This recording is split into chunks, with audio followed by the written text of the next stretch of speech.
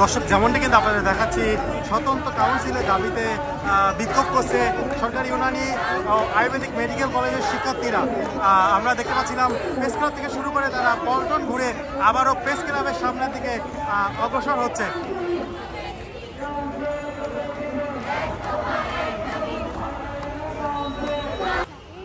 যৌক্তিক, এটা আসলে বলা মানে প্রশ্নই না।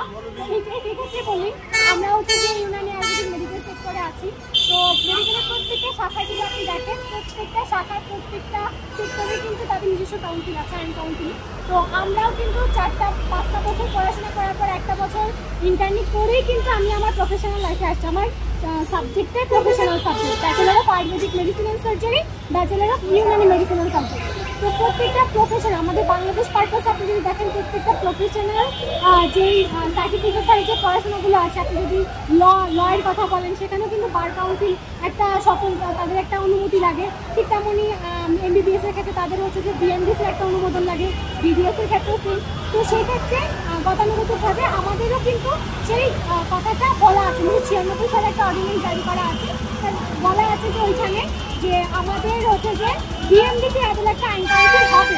যতদিন পর্যন্ত হবে ততদিন পর্যন্ত স্বাস্থ্য দপ্তর অস্থায়ীভাবে আমাদেরকে একটা রেজিস্ট্রেশন দিবে।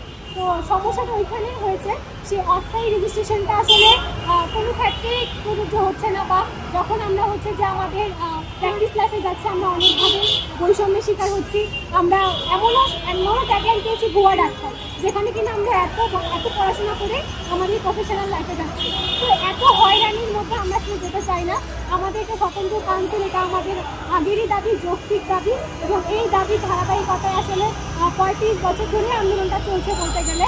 আমরা অনেকভাবে আন্দোলন করেছি, তাদেরকে জানিয়েছি, প্রত্যেকবার তারা আমাদেরকে হচ্ছে হবে বলে আসলে আমাদেরকে ঘরে ফিরে নিয়ে গেছে।